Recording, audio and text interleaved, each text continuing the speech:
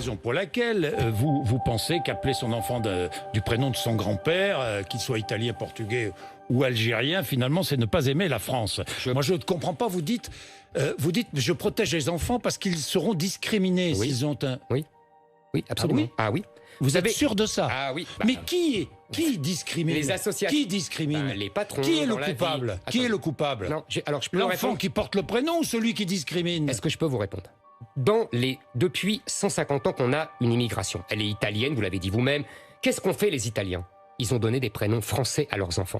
Qu'est-ce que ici? Aldo Nauri, Aldo Platini a appelé son fils Michel. Bon. Et donc... J'ai tant d'autres exemples contraires. Mais bon, Éric Zemmour. Il faut, vous savez, soit écoutez-moi, soit le prénom n'est rien.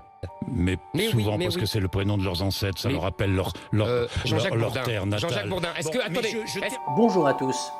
Une question a beaucoup fait parler d'elle ces temps derniers. Celle du nom. Alors bien sûr, pour ce qui nous concerne, celle du nom juif. Je vous propose d'y réfléchir ensemble. Qu'est-ce qu'un nom? Et quelle est son importance? En réalité, le nom n'est pas indispensable. Un homme peut vivre sans nom. Un homme peut exister. Imaginons un homme vivant sur une île déserte. S'il n'a pas de compagnon avec lui, il n'a pas besoin d'un nom pour pouvoir vivre. Eh bien, le nom donc n'est pas quelque chose aussi fondamental que cela, mais pourtant, même s'il ne désigne pas l'essence de l'homme, malgré tout, il l'englobe tout entier. Le nom l'enferme, il est ce nom, mais par rapport aux autres.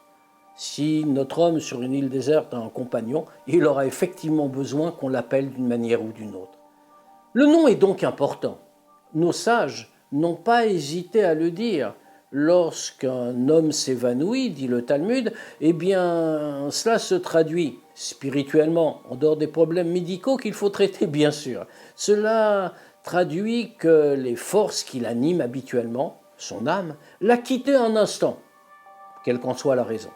Alors, recommande le texte, il faut rappeler ses forces en lui. Pour cela, nous est-il dit, il faut crier son nom, en hébreu, à son oreille. Cela a pour objet de le reconnecter à son âme, qui va ainsi réintégrer son corps et lui permettre de retrouver la conscience. Dans le même sens d'ailleurs. Un homme gravement malade, la tradition juive veut qu'on lui rajoute un nom. On lui change ainsi un petit peu sa personnalité. Si on veut le dire comme cela, presque mécaniquement, eh bien, on va le connecter à une autre source d'énergie supplémentaire qui va lui permettre de poursuivre en toute sérénité le cours de sa vie. Le nom n'est donc pas une question anodine, le prénom. Or, voilà qu'on nous dit, eh bien, le prénom juif, donc le prénom en hébreu, a peut-être d'autres intentions. Il a peut-être des intentions, on va dire, d'extraterritorialité, de fuir le territoire moins culturel dans lequel on se trouve. Notre identité ne s'est jamais bâtie sur le rétrécissement, ni à des prénoms, ni à des formes de crispation. La France a toujours écrit sa propre histoire mondiale. Détrompons-nous. Nos sages nous parlent des Hébreux en Égypte. On s'en souvient, le peuple juif, même si c'est anachronique à l'époque, le peuple juif se trouve en esclavage, réduit à la servitude, une servitude extrêmement difficile en Égypte, très cruelle aussi. Et Dieu fait un miracle. Il va envoyer Moïse qui va faire sortir l'ensemble du peuple de ce pays d'esclavage. Le peuple retrouve la liberté, nos sages s'interrogent. Mais quel était le mérite qu'avait le peuple qui lui a permis de jouir d'une telle libération qui dépassait tout ce qu'on pouvait imaginer, véritablement l'irruption du surnaturel dans notre monde?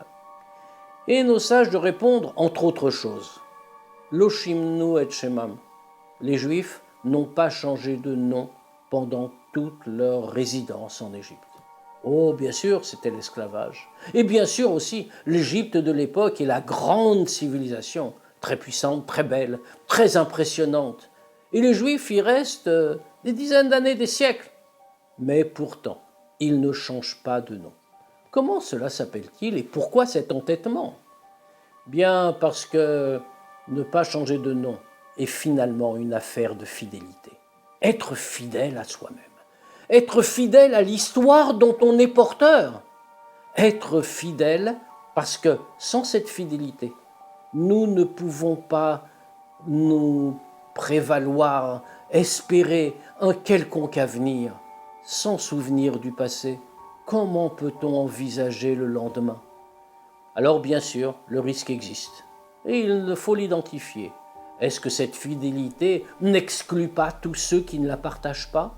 Oh oui, bien sûr, qu'on fait une petite fidélité, une fidélité de mauvais aloi. Mais quand il s'agit d'une vraie fidélité, une fidélité authentique, alors cette fidélité-là, parce qu'elle nous insère dans l'histoire des hommes et dans l'histoire du pays dans lequel nous vivons, où tout nous a poussés, où nous avons trouvé un lieu d'habitation, eh bien dans ce pays dans lequel nous vivons, nous savons que notre fidélité nous y rattache comme elle nous rattache à une histoire plus longue. Während wir gekommen von Wien, speziell zu sein, so in einem Rebbe. Und die Frau hat nicht kein jüdischer Namen, die Tate mit der Mama sind geheiratet geworden in der Lager. Hat sie nicht kein jüdischer Namen, was er gebeten hat, er immer jüdischen Namen. Wie Die heißt Susanna. Susanna, das war noch nicht Shoshana. Shoshana. Thank you. Shalom. Shalom. What's your name? What's your name? I would like to have a Hebrew name. My English name is Marian. Marian, that is corresponds to the name Miriam. God will not bless you to use your name for longer, happy, healthy years. Yeah, that will give to have a happy year. What is your name, the regular name? What's your English name? is Jordan. My English name is Jordan. Jordan, then your case the name Yarden. Jewish name. Wenn Sie geboren geworden hätten, Ihnen nicht gegeben, einen jüdischen Namen. No. No, was ist Ihr Name, was Sie schreibt im Passwort, im Papier? Stephanie. Stephanie? Ja. Und soll Sie einen Namen geben, die ist eine Sache verbunden mit Sorge. Von Sarah? Ja, das Wort Sorge, jetzt früher schon mit einer Nest. Ja. Ja, aber es ist schon mit einer guten Nest. All right. Thank you, sir. Et si le prénom sonne un peu différemment, eh bien cela veut simplement dire que la musique de ce pays est une musique polyphonique. Nous sommes au sein d'une symphonie et nous y apportons notre petite note, notre petite mélodie qui enrichit l'ensemble. Le prénom est important. Gardons-le avec tous nos concitoyens, de quelque origine culturelle qu'ils soient. Au revoir à tous.